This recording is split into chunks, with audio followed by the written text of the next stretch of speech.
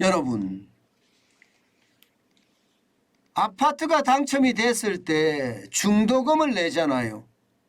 그런데 이 중도금의 금리가 와 충격적입니다.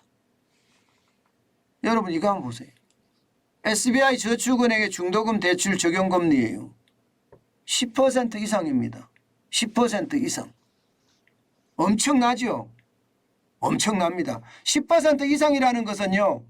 주택담보대출 고정금리가 10% 이상을 받아라 이렇게 이야기하는 거예요. 그런데 변동금리도 마찬가지입니다. 예, 금리 하한을 9.4% 이상이에요. 금리 하한을 9.4% 이상. 충격적이죠. 예, 지금 변경 전에는 7.85% 이상이었는데 지금 이제 9.40% 이상이고요. 그러면 여러분 중도금 괜찮을까요? 분양받은 사람들 이렇게 중도금 대출 받아서 이겨낼 수 있을까요? 저는 쉽지 않다고 봅니다. 쉽지 않다고 봐요. 요즘은 말입니다. 대출을 극도로 꺼리거든요. 1금융권도 꺼리고 2금융권도 꺼립니다. 왜냐하면 경기 침체가 온다고 이야기를 하니까 대출에 대한 불안감 굉장히 강하고요. 신용등급도 굉장히 높아야지 이게 대출을 해줄랑 말랑합니다. 그만큼 말입니다. 대출에 대한 상황이 굉장히 어렵거든요.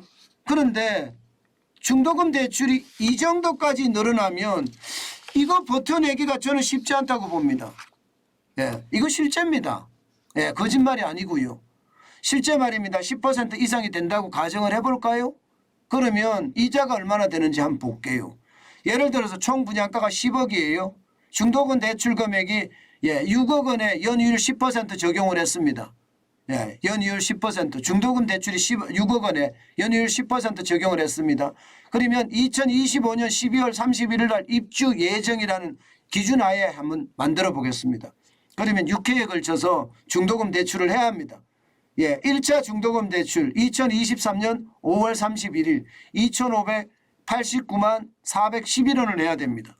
그리고 2차, 3차, 4차, 5차, 6차까지 다 하고 나니까요. 이자만 2025년 6월 30일까지 내는데 이자만 9,265만 7,534원입니다.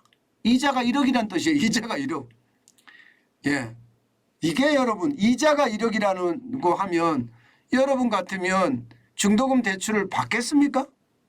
안 받겠죠. 안 받으면 어떻게 될까요?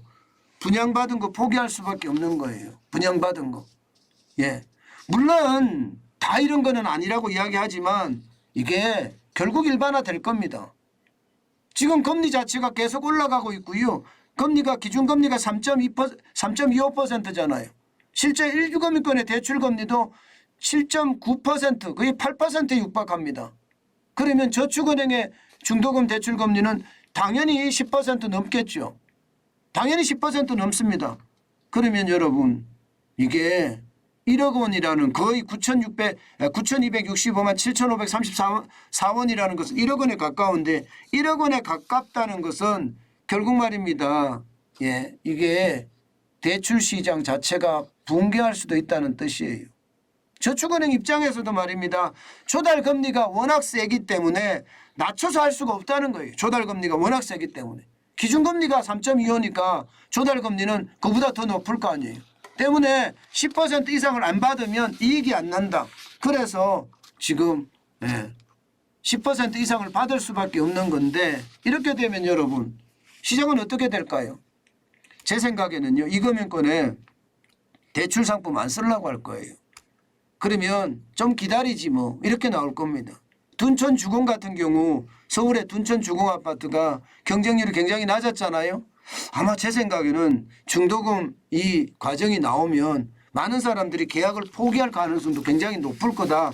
저는 이런 생각도 해봅니다. 이런 생각.